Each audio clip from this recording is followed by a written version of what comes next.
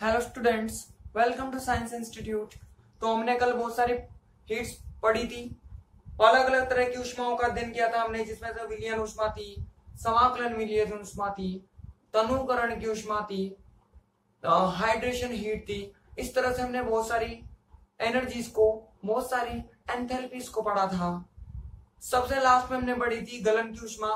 गलन की उष्मा में हमने क्या किया था, हमने किसी सॉलिड को कन्वर्ट किया था लिक्विड के अंदर।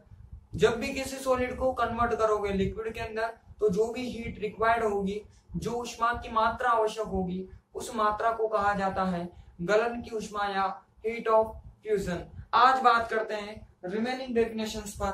आज की हमारी पहली डेफिनेशन है वाष्पीकरण की उष्मा या वाष्पन की उष्मा।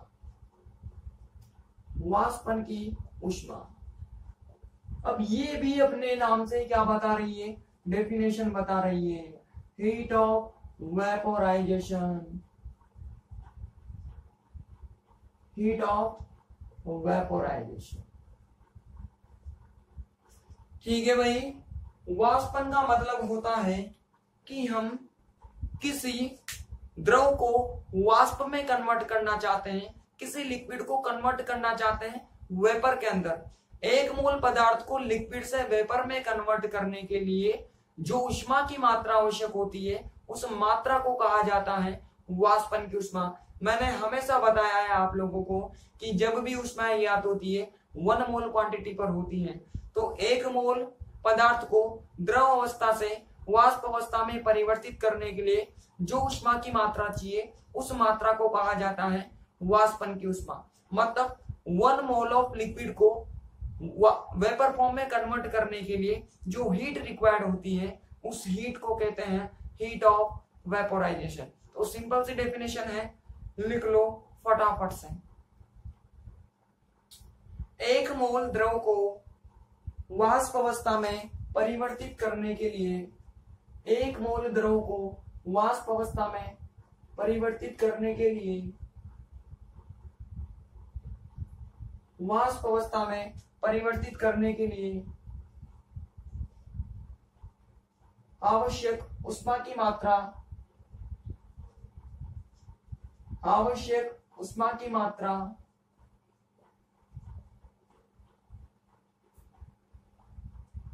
वाष्पन की उष्मा कहलाती है।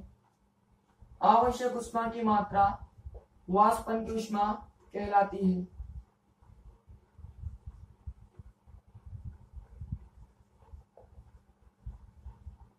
आप लोग लिखो the heat required to change 1 mole of liquid, the heat required to change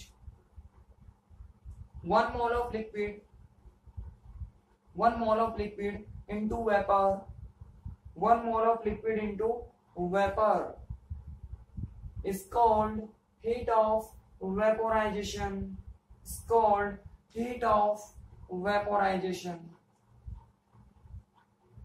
heat of vaporisation. चाहो तो आप इनका रिप्रेजेंटेशन बना सकते हो। अब देखो इसमें क्या आएगा, डेल्टा एच तो सब में सेम है, वेपोराइजेशन है तो यहां पर क्या लगा दो, वी लगा दो। कल फ्यूजन आया था ना, तो फ्यूजन को हमने किससे लिखा था, एफ से लिखा था, उसके लिए क्या लग जाएगा, एफ लग जाएगा। अब ये सब्लिमेशन है, तो सब्लिमेशन के लिए यहां पर क्या लग जाएगा भाई, एस लग जाएगा या एस यू बी लग जाएगा, कुछ भी लगा दो आई मासोन में। तो ये क्या हो जाएगी, सब्लिमेशन की उष्मा या ऊर्ध्वपातन की उष्मा। अब ऊर्ध्वपातन क्या होता है, किसे कहते हैं ऊर्ध्वपातन, व्हाट इज सब्लिमेशन। सब जानते हैं, 11th क्लास से जानते हैं, बचपन से जानते हैं। क्या जानते हैं भाई, कि जब कोई ठोस पदार्थ सीधा वाष्प में परिवर्तित हो जाता है, मतलब कोई भी ठोस लिक्विड में बिना कन्वर्ट हुए सीधा वेपर में कन्वर्ट हो जाए, तो उस प्रक्रिया को कहा जाता है ऊर्ध्वपातन। और इस प्रोसेस में जो भी हीट का चेंज होगा, उस चेंज को कहा जाता है हीट ऑफ सब्लिमेशन। मतलब डेफिनेशन क्या बन गई कि 1 मोल ठोस को सीधे वाष्प अवस्था में परिवर्तित करने के लिए जो उष्मा की मात्रा आवश्यक होती है, उस मात्रा को कहा जाता है ऊर्ध्वपातन की उष्मा। ठीक, 1 मोल ऑफ सॉलिड को डायरेक्ट वेपर में कन्वर्ट करने के लिए जो हीट रिक्वायर्ड होती है या जो एंथैल्पी रिक्वायर्ड होती है, उस एंथैल्पी को कहा जाता है हीट ऑफ सब्लिमेशन। आई बात समझ में? इनके नाम ही इनकी डेफिनेशन बता रहे हैं। ऊर्ध्वपातन का मतलब सीधा कहाँ जाना चाहिए, आपको वेपर में जाना चाहिए। अब इसका एग्जाम्पल क्या होगा? एक एग्जाम्पल तो हमारे घरों में ही है। अरे कौन? कपूर, कैम्फर। आप जब भी पूजा करते होंगे भगवान की तो कपूर जलता ही होगा। आपने देखा होगा कपूर कौन सी फॉर्म में होता है? सॉलिड फॉर्म में होता है कैम्फर। जब उसको आप जलाते हो, बर्न करते हो, तो सीधा कहाँ कन्वर्ट होता है? अरे कहाँ कन्वर्ट होता है? वेपर में। पहले लिक्विड बनाता है क्या? नहीं बनाता। तो बिना लिक्विड में कन्वर्ट हुए सीधा कहाँ गया? वेपर में गया। तो कपूर का रूम टेम्परेचर पर ऑलवेज क्या होता है? ऊर्ध्वपातन होता है, सब्लिमेशन होता है। उस प्रोसेस में जो हीट रिक्वायर्ड होगी उसे क्या कहोगे आप? हीट ऑफ सब्लिमेशन या ऊर्ध्वपातन की ऊष्मा। आई बात समझ में? आई है बात तो लिख दो, जल्दी लिख दो, फटाफट लिख दो। देखो भाई, 1 मोल ठोस पदार्थ को 1 मोल ठोस पदार्थ को सीधे वाष्प में परिवर्तित करने के लिए, सीधे वाष्प में परिवर्तित करने के लिए आवश्यक ऊष्मा की मात्रा, आवश्यक ऊष्मा की मात्रा ऊर्ध्वपातन की ऊष्मा कहलाती है। ऊर्ध्वपातन की ऊष्मा कहलाती है।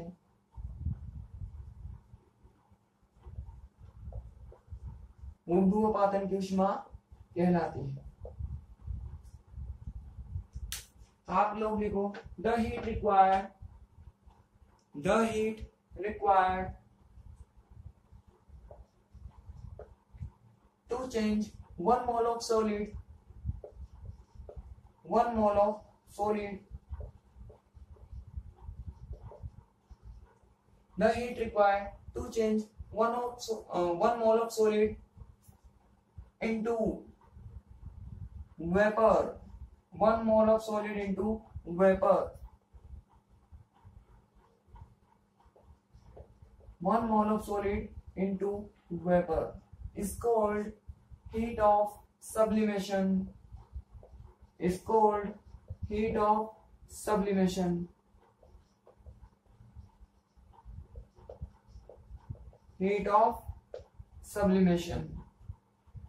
आ गई बात समझ में? तो सीधे वेपर में गया तो जो भी हीट होगी उसे सब्लिमेशन कहोगे या ऊर्ध्वपातन की ऊष्मा कहोगे।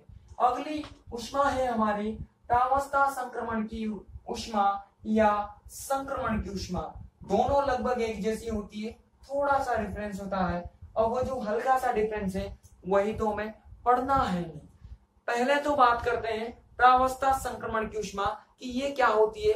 हीट ऑफ फेज ट्रांसफर या हीट ऑफ फेज ट्रांजिशन किसे कहते हैं हम? देखो भाई, आप जानते हो पदार्थों की या किसी भी पदार्थ की 3 प्रावस्थाएं होती हैं। कौन कौन सी प्रावस्था होती है? Solid, liquid, gas. होती है कि नहीं होती? तो किसी भी पदार्थ को जब एक फॉर्म से दूसरी फॉर्म में कन्वर्ट करते हो, एक रूप से दूसरे रूप में या एक प्रावस्था से दूसरी प्रावस्था में परिवर्तित करते हो, तो जो ऊष्मा की मात्रा आवश्यक है उस मात्रा को कहा जाता है प्रावस्था संक्रमण की ऊष्मा। जैसे कि एग्जांपल मैंने दिया, अगर मैं लिक्विड को सॉलिड से, अगर मैं किसी भी जल को, जल की मैंने एलिमेंट में क्या ले लिया? जल ले लिया, वाटर ले लिया। अगर मैं किसी वाटर को सॉलिड से लिक्विड में कन्वर्ट करता हूं तो मैंने एक प्रावस्था से दूसरी प्रावस्था में कन्वर्ट किया, एक फेज से दूसरी फेज में कन्वर्ट किया, तो जो हीट रिक्वायर्ड होगी उस हीट को कहा जाता है हीट ऑफ फेज ट्रांजिशन या प्रावस्था संक्रमण की ऊष्मा। बताओ, सॉलिड से लिक्विड में जाने के लिए कौन सी ऊष्मा की मात्रा आवश्यक होती है? गलन की ऊष्मा। मतलब गलन की ऊष्मा एक प्रकार है इस प्रावस्था संक्रमण की ऊष्मा का। बात समझ में आ रही है? स्पेशलिटी क्या होगी? गलन की जो ऊष्मा है, हीट ऑफ फ्यूजन है, वो एक टाइप है। किसका टाइप है? इस प्रावस्था संक्रमण की ऊष्मा का टाइप है हीट ऑफ ट्रांजिशन का टाइप है भाई। आ गई बात समझ में। उसी प्रकार से मैंने वापस एग्जांपल में लिया, अगर मैं वाटर को लिक्विड से कन्वर्ट करता हूं वेपर में, तो वापस से मैंने एक फेज से सेकेंड फेज में कन्वर्ट किया, एक प्रावस्था से दूसरी प्रावस्था में कन्वर्ट किया, तो उसे भी क्या कहोगे आप, प्रावस्था संक्रमण की उष्मा कहोगे। और उसमें जो कौन सी उष्मा होती है अभी अभी पढ़ी हमने, हीट ऑफ वेपोराइजेशन, मतलब वो भी किसका टाइप होती है, इसी का प्रकार होती है। ये तो समझ में आ गई। अभी ये संक्रमण की उष्मा क्या होती है, आप जानते हो जिस प्रकार से पदार्थों की तीन प्रावस्थाएं होती है, वैसे जो तत्व होते हैं उनके अलग अलग अपर रूप होते हैं। आई बात समझ में, उनके अलग अलग अपर रूप होते हैं। जैसे कार्बन के कितने होते हैं, तीन होते हैं। कौन कौन से भाई, हीरा, ग्रेफाइट, फुलरीन होते हैं कि नहीं होते हैं। तो जब किसी भी तत्व को आप एक अपर रूप से दूसरे अपर रूप में परिवर्तित करते हो, तो जो उष्मा की मात्रा आवश्यक है उस उष्मा को कहा जाता है संक्रमण की उष्मा। एक अपर रूप से दूसरे अपर रूप में परिवर्तित करोगे तो जो उष्मा चाहिए, जो हीट रिक्वायर्ड है, जैसे कि मैंने हीरे को कन्वर्ट कर दिया ग्रेफाइट में, तो एक से मैं सेकंड में गया, तो जो हीट रिक्वायर्ड होगी उस हीट को कहोगे आप संक्रमण की उष्मा या हीट ऑफ ट्रांजिशन। आ गई बात समझ में। ऐसा कैसे ही अगर ग्रेफाइट को चेंज कर दूं और फुलरीन में, तो भी क्या हो जाएगी, हीट ऑफ ट्रांजिशन या संक्रमण की उष्मा हो जाएगी। आई बात समझ में। अब मुझे एक जवाब दो, बहुत सोच समझ के देना। बताओ हीरा ज्यादा स्टेबल है कि ग्रेफाइट ज्यादा स्टेबल है, बताओ जल्दी, में पानी पीता हूं इतना। बताओ डायमंड ज्यादा स्टेबल होगा कि ग्रेफाइट ज्यादा स्टेबल होगा, कमेंट करो फटाफट से, जल्दी करो।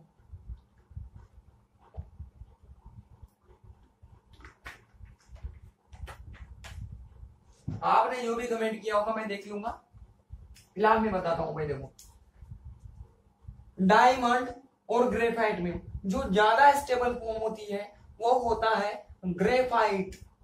हमेशा ध्यान रखना, डायमंड और ग्रेफाइट में अगर स्टेबिलिटी की बात की जाए तो वो कौन स्टेबल होगा, ग्रेफाइट स्टेबल होगा। मतलब इधर की तरफ मेरे पास क्या है, डायमंड हो, ठीक है ना। इस डायमंड को मैं चेंज करता हूं किसके अंदर, ग्रेफाइट में चेंज करता हूं। अगर मैं डायमंड को ग्रेफाइट में चेंज करता हूं, अभी मैंने क्या कहा कि ये ज्यादा स्टेबल होता है, ये कम स्टेबल होता है। जब मैं डायमंड को ग्रेफाइट में चेंज करूंगा, ज्यादा स्टेबल फॉर्म में चेंज करूंगा, तो डेफिनेटली हमारी समझ कहती है कि जब ऐसा होगा, जब लेस स्टेबल से मोर स्टेबल कंपाउंड बने, कम स्थायी से ज्यादा स्थायी पदार्थ का निर्माण हो, तो इस प्रक्रम में हमेशा उष्मा बाहर निकलती है, हीट रिलीज होती है। और यहाँ पर जो हीट रिलीज होती है वह हीट कितनी होती है, 1.89 किलो जूल हीट रिलीज होती है। देखो अभी अभी मैंने बताया था आप लोगों को कि ग्रेफाइट ज्यादा स्टेबल होता है। अब मैंने प्रूफ भी कर दिया, अगर आप डायमंड को ग्रेफाइट में चेंज करोगे तो डेल्टा एच हमेशा कितना मिलेगा, आपको इतना मिलेगा। ये माइनस बता रहा है कि जब ये यहां से यहां गया तो उष्मा बाहर निकली है, और जब भी उष्मा बाहर निकली है तो उसका मीनिंग क्या हुआ, ये ग्रेफाइट ज्यादा स्टेबल है इस डायमंड के कंपेयर में। ये लेस स्टेबल है, ये मोर स्टेबल है। इसको इसमें कन्वर्ट किया तो हीट बाहर निकली, मतलब यहां से सीधा कहा जा सकता है कि ग्रेफाइट ज्यादा स्टेबल होगा। अब ये फंडा सब जगह काम करेगा, ये ट्रिक सब जगह काम करेगी। अगर आपको रिएक्शन में दो चीजें गिवन हो, एक इधर की तरफ एक इधर की तरफ, और बोले कौन ज्यादा स्टेबल, तो आपको कहां जाना है, डेल्टा एच पर जाना है। अगर डेल्टा एच नेगेटिव दिखती है तो समझ जाओ ये ज्यादा स्टेबल है क्योंकि हीट बाहर निकली है। अगर डेल्टा एच पॉजिटिव है तो हीट अब्सॉर्ब होगी, उस अवशोषित होगी, अवशोषित। तो बताओ इसने कुछ उष्मा ग्रहण कर ली, ये यहां था, इसने कुछ उष्मा ग्रहण कर ली। अभी देखो इसकी एनर्जी इतनी है, कुछ उष्मा ग्रहण कर लेगा, कुछ हीट लेगा, तो इसका जो तल होगा वो कहां चला जाएगा, ऊपर चला जाएगा। और जैसे एनर्जी बढ़ गई तो आप जानते हो स्टेबिलिटी डिक्रीज हो जाती है। आ गई बात समझ में। तो जब भी वो पॉजिटिव हो तो ये वाला ज्यादा स्टेबल होगा, ये वाला कम स्टेबल होगा। नेगेटिव हो तो ये वाला ज्यादा स्टेबल, ये वाला कम स्टेबल। ऐसे क्वेश्चन भी कभी कभी एग्जाम में आ जाते हैं। भाई देखो, हमारा अगर टाइम खराब चल रहा हो ना तो कुछ भी हो सकता है, और वो कुछ भी के लिए हमें तैयार रहना है। हमें पढ़ाई ऐसी करनी है कि एग्जामिनर कितना भी हार्ड क्वेश्चन दे दे हमें आना ही चाहिए, अगर हमने चीजों को तरीके से पढ़ा है। तो देखो, मैं तो यही कहता हूँ आप लोगों से हमेशा कि अगर आप एक भी टॉपिक पढ़ रहे हो ना, उसे तरीके से पढ़ो, अच्छे तरीके से पढ़ो। ऐसा पढ़ो कि उसमें से कोई भी क्वेश्चन आ जाए ना तो साला वो आना ही चाहिए। ऐसा नहीं हो कि हमने पढ़ तो सारा लिया, आप कुछ है ही नहीं रहा हमें। तो एक टॉपिक पढ़ो, लेकिन उसमें से अगर कोई भी क्वेश्चन आता है तो फिर हमें आना चाहिए। आ गई बात समझ में? जरा डेफिनेशन दे लो फटाफट से इसकी, जल्दी लिखो इसकी डेफिनेशन। टॉपिक तो डाल लिया होगा आप लोगों ने, डेफिनेशन देखो।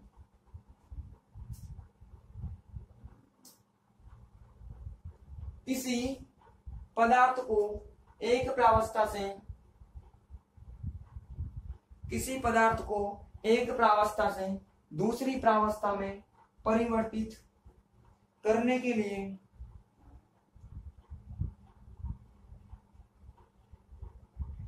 किसी पदार्थ को एक प्रावस्था से दूसरी प्रावस्था में परिवर्तित करने के लिए आवश्यक ऊष्मा की मात्रा प्रावस्था संक्रमण की ऊष्मा कहलाती है। आवश्यक ऊष्मा की मात्रा प्रावस्था संक्रमण की ऊष्मा कहलाती है।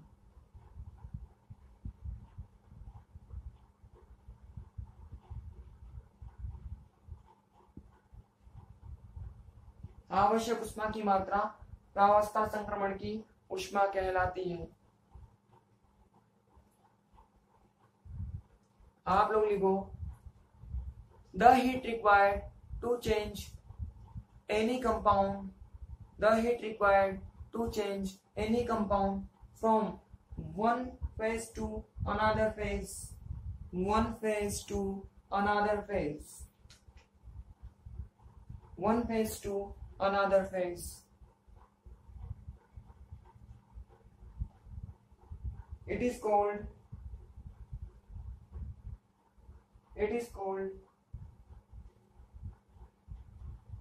heat of phase transition.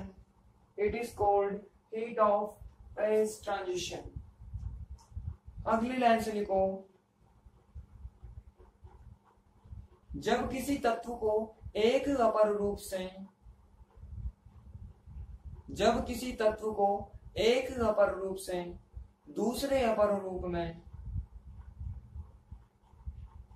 एक अपर रूप से दूसरे अपर रूप में परिवर्तित किया जाता है तो, परिवर्तित किया जाता है तो आवश्यक ऊष्मा की मात्रा, आवश्यक ऊष्मा की मात्रा संक्रमण की ऊष्मा कहलाती है, संक्रमण की ऊष्मा कहलाती है। आप लोग लिखो भाई अगली लाइन से, the heat required to change any element, to change any element from one allotrope to another allotrope, one allotrop to another allotrop, one allotrop to another allotrop is called, example लिख लेना भाई, is called heat of transition, is called heat of transition। ठीक है भाई, तो प्रावस्था संक्रमण का मतलब one phase to another phase. Transition का मीनिंग क्या है भाई? One allotrope to another allotrope, या एक अपर रूप से दूसरे अपर रूप में जब आप परिवर्तित करोगे तो उसे क्या कहोगे आप? संक्रमण की ऊष्मा कहोगे या हीट ऑफ ट्रांजिशन कहोगे। ठीक है भाई, एग्जाम्पल लिख लो, डायमंड को ग्रेफाइट में चेंज किया तो इतनी हीट बाहर निकलेगी। ठीक, आगे बढ़ते हैं।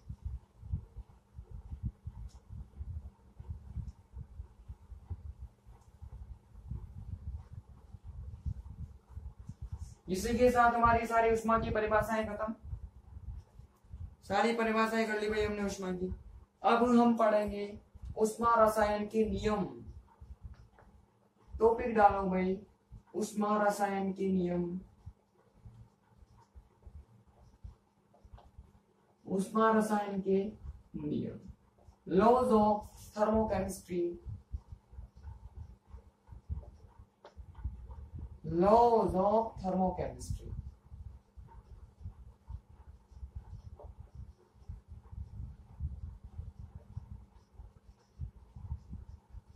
थर्मोकेमिस्ट्री के हमारे सिलेबस में 2 नियम हैं, उन दोनों नियमों को हमें पढ़ना है। सबसे पहले बात करेंगे हम पहले नियम की, या जिसका नाम क्या है भाई, लाप्लास लॉ, लाप्लास या इसको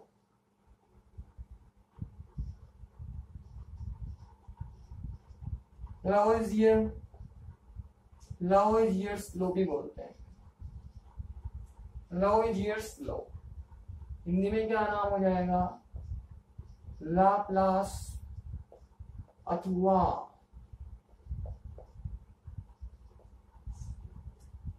अब देखो हिंदी में जो लवोइजियर होता है ना, इसको थोड़ा अजीब लिखते हैं। कैसे लिखते हैं, अब बुके जो लिखती है ना, मुझे भी वही लिखना पड़ेगा क्योंकि आपके क्वेश्चन तो उसी नाम से आएगा। मैं यहाँ पर कुछ और नाम लिखवा दूं और आपके क्वेश्चन दिया है तो आप मुझसे बोलोगे कि आपने तो ये नाम लिखवाया था और क्वेश्चन में ये नाम आया था, तो मुकेश को लावाजी लिखती है भाई। इंग्लिश में देखो ऐसा होता है लेवोजियर, लेवोजियर बोलते हैं इसको इंग्लिश में, और हिंदी में इसको क्या बोलते हैं, लावाजे, लावाजे, लावाजे। ये तो लाप्लास है, वो भी लाप्लास है। कुछ भी बोलो स्पेलिंग पर ध्यान देना आप लोगों को। तो भाई अगर स्पेलिंग ऐसी दिखती है समझ जाओ इसी नियम के बारे में पूछना चाहता है आप लोगों से। खैर ये तो बात थी इसके टॉपिक की। अब बात करते हैं नियम क्या होता है। बड़ा सिंपल नियम है भाई। ये नियम कहता है कि किसी भी पदार्थ को बनाने में जितनी ऊष्मा बाहर निकलती है उतनी ही ऊष्मा उसको तोड़ने के लिए आवश्यक होती है। सिंपल सा नियम है, किसी भी कंपाउंड को फॉर्म करने के लिए जो हीट रिलीज होती है या जितनी हीट रिलीज होती है उसको तोड़ने के लिए या उसको ब्रेक डाउन करने के लिए उतनी ही हीट की रिक्वायरमेंट होती है। सिंपल सा नियम है, आप जानते हो जब पदार्थ बनता है तो बॉन्ड्स का फॉर्मेशन होता है, बंधों का निर्माण होता है तो ऊष्मा बाहर निकलती है। जब बनता है तो बाहर निकलेगी। अगर बॉन्ड को तोड़ना है, पदार्थ को तोड़ना चाहते हो मतलब आपको बॉन्ड्स को ब्रेक करना पड़ेगा, बंधों को तोड़ना पड़ेगा, तो ऊष्मा आपको देनी पड़ेगी, ऊष्मा रिक्वायर्ड होगी। तो बनाने में जितनी ऊष्मा बाहर निकलेगी उतनी ही तोड़ने के लिए आवश्यक होती है। फॉर्म करने के लिए जितनी रिलीज होगी उतनी ही हीट आपको उस कंपाउंड को ब्रेक करने के लिए रिक्वायर होगी। मतलब दोनों अपोजिट प्रोसेस होते हैं, जितना बनने के लिए उतना है तोड़ने के लिए। अब इसको देखो मैं स्टेटमेंट में कैसे बोल सकता हूं, इसको मैं स्टैंडर्ड लैंग्वेज में कैसे बोलूंगा, ध्यान से सुनना। बात वही है, मैंने सिंपल में क्या बोला कि बनाने में जितनी ऊष्मा तोड़ने में भी उतनी ही ऊष्मा। अब इसको स्टैंडर्ड स्टेटमेंट में कैसे बोला जा सकता है, ध्यान से सुनना। एक ही कहानी है, ठीक है। सबसे पहले मैं एक एग्जांपल लिख देता हूं। माना कि ये ए और बी था, इन दोनों से मैंने एक पदार्थ बी बना लिया। आई बात समझ में, ये ए और बी से मैंने इस बी को बनाया, तो बी को बनाने में जितना ऊष्मा का परिवर्तन हो, ए बी को बनाने में जितना ऊष्मा का परिवर्तन होगा, इसको तोड़ने के लिए वापस ए और बी में तोड़ने के लिए जो ऊष्मा का परिवर्तन होगा वो एक जैसा होगा। यहां से यहां जाने पर और यहां से यहां जाने पर, अगर यहां से यहां जाने पर डेल्टा एच है तो यहां से यहां जाने पर भी हमें परिवर्तन क्या मिलेगा, डेल्टा एच ही मिलेगा। इनका परिमाण सेम होगा, साइन अपोजिट होगा। यहां पर तो साइन माइनस चलेगा और तोड़ने में आवश्यक है, तो यहाँ साइन क्या मिलेगा, प्लस मिलेगा। लेकिन हम सिर्फ मैग्नीट्यूड की बात कर रहे हैं, परिमाण की बात करें। अब देखो स्टेटमेंट सुनना इसका ध्यान से। स्टेटमेंट क्या कहता है, इस नियम के अनुसार किसी रासायनिक प्रक्रम में, इस नियम के अनुसार किसी रासायनिक प्रक्रम में जितना ऊष्मा का परिवर्तन होता है उसके विपरीत रासायनिक प्रक्रम में ऊष्मा का परिवर्तन उतना ही होता है। दोबारा सुनना, इस नियम के अनुसार किसी रासायनिक परिवर्तन में ऊष्मा में होने वाले परिवर्तन का मान उसके विपरीत रासायनिक परिवर्तन में ऊष्मा परिवर्तन के होने वाले मान के बराबर होता है। यहाँ पर डेल्टा एच है तो नीचे भी क्या रहेगा, डेल्टा एच रहेगा। यहाँ पर ऊष्मा का जितना मान रहेगा यहाँ पर भी ऊष्मा का उतना मान रहेगा। इसको एक केमिकल प्रोसेस बोला गया है। तो इधर से इधर आना कौन सा केमिकल प्रोसेस है, उल्टा केमिकल प्रोसेस है, रिवर्स केमिकल प्रोसेस है।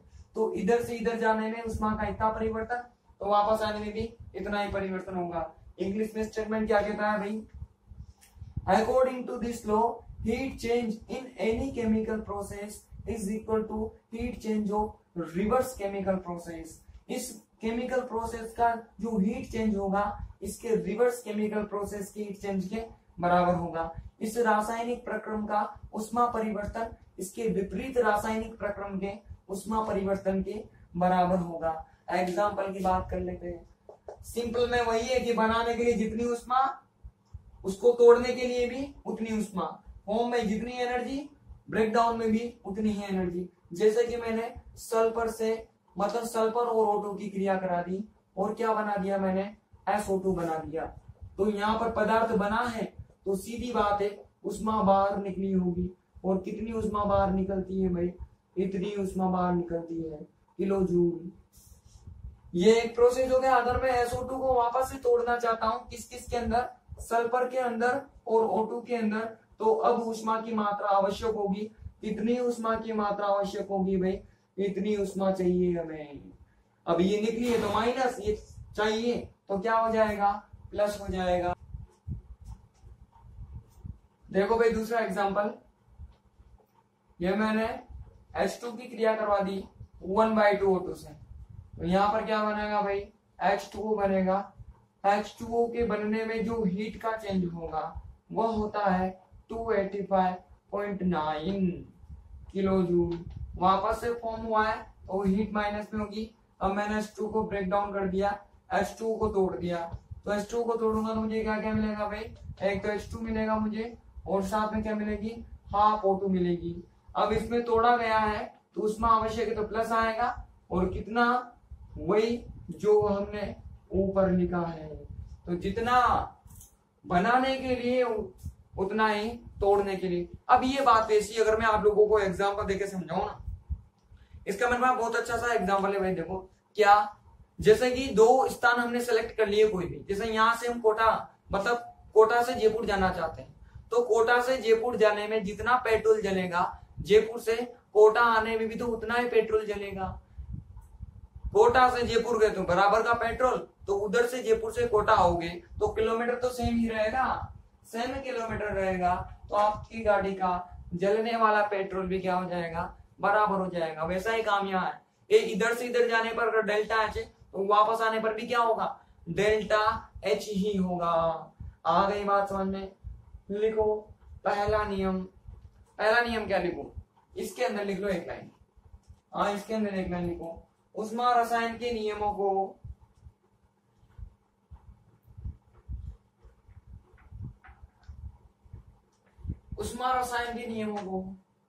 निम्न प्रकार से प्रदर्शित किया जा सकता है। जल्दी लिखो पहला नियम, आप लोग लिखो, laws of thermochemistry can be represented as following way. Laws of thermochemistry can be represented in following way. Number 1 लिखो भाई, लाप्लास और लवोइजियर्स लॉ। लाप्लास और लवोइजियर्स लॉ, लाप्लास या लावाज्जे का नियम लिखो। इस नियम के अनुसार इस रासायनिक प्रक्रम में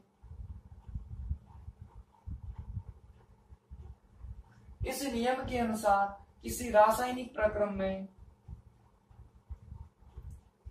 होने वाला ऊष्मा परिवर्तन उसके विपरीत रासायनिक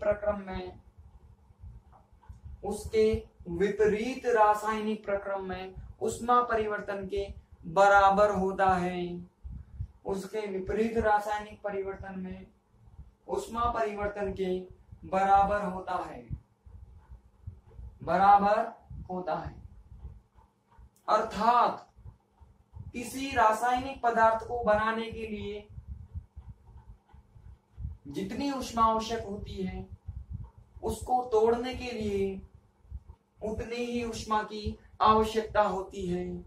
किसी पदार्थ को बनाने के लिए जितनी ऊष्मा आवश्यक होती है, उसको तोड़ने के लिए उतनी ही ऊष्मा की आवश्यकता होती है। ठीक, कर लो एग्जाम्पल। आप लोग लिखो, according to this law heat change in any chemical process, according to this law heat change in any chemical process is always equal to heat change of its reverse chemical process, heat change of its reverse chemical process.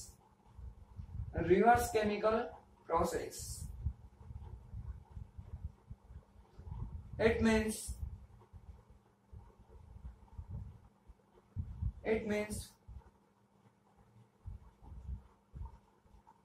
the heat released to form any compound,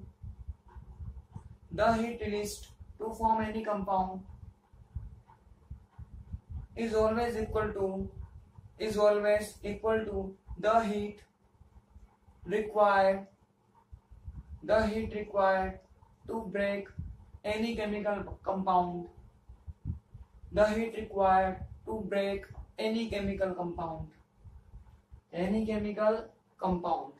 example लिख लो भाई, screenshot ले लो और लिखते रहना बाद में भी।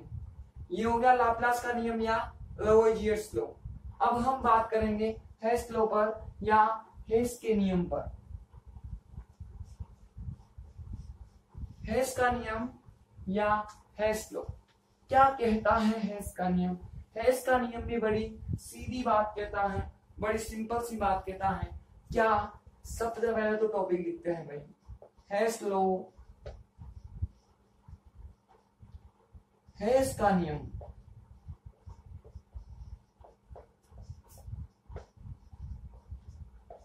ठीक, क्या कहता है?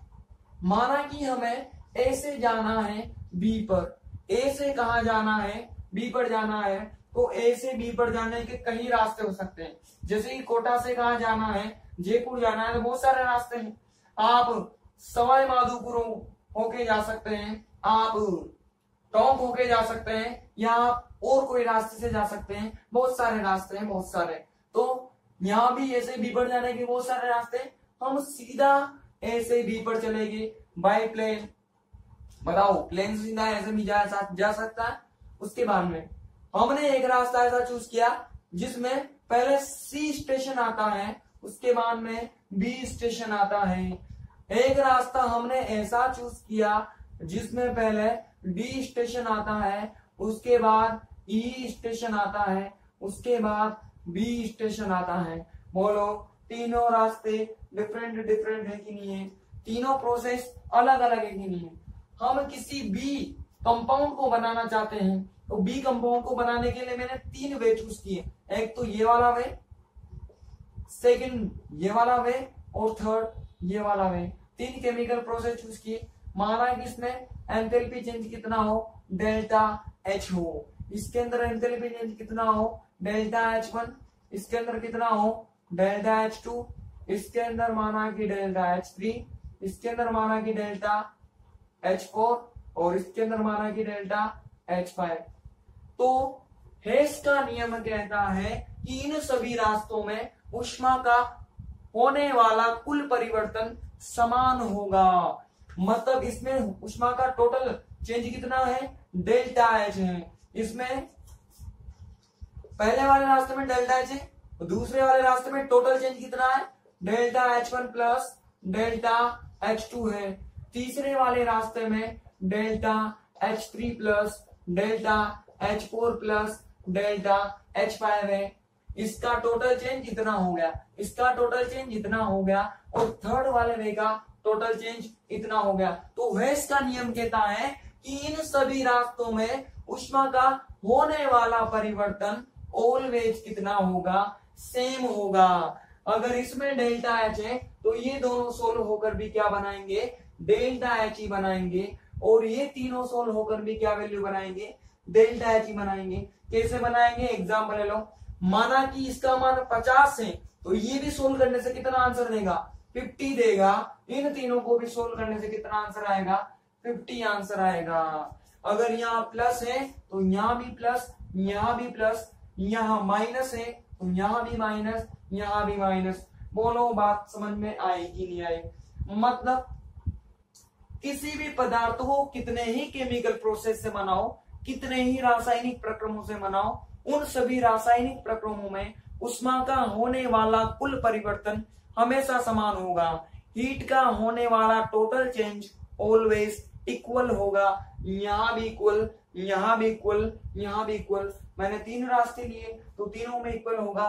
चौथा लोगे तो उसमें भी इक्वल ही आएगा। ऐसा कहता है हेस का नियम।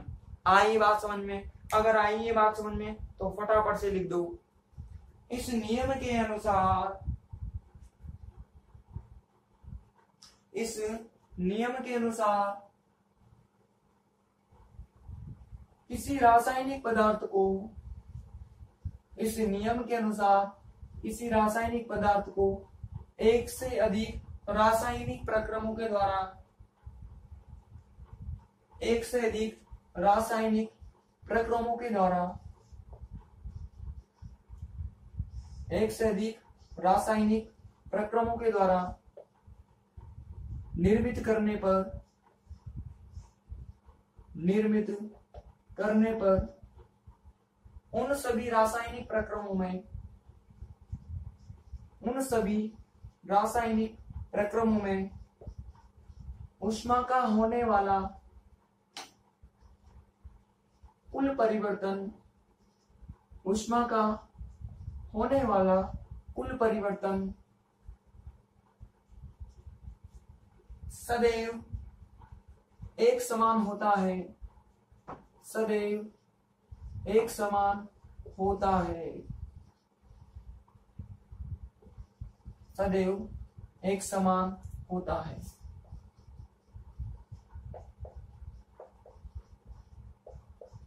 सदैव एक समान होता है। इस चक्र को कौन सा चक्र बोलते हैं भाई? बॉन हेबर साइकिल या बॉन हेबर चक्र। याद है फर्स्ट ईयर में पढ़ा होगा आप लोगों ने, लैटिस एनर्जी के अंदर, चालक ऊर्जा के अंदर। लिख लो फटाफट से, आप लोग लिखो, according to this law, according to this law, when any chemical compound, when any chemical compound is formed from different chemical processes, different chemical processes, then enthalpy change in all chemical processes, then total enthalpy change in all chemical processes are always equal, are always equal, are always equal। लिख लो भाई board से, कर लेना इसको। आज के लिए इतना ही। कल हम इस यूनिट को खत्म कर देंगे भाई। कल हमारा लास्ट लेक्चर होगा इस यूनिट का, ठीक है? कल मिलते हैं। इसमें कोई दिक्कत हो तो मुझे आप कमेंट कर सकते हो।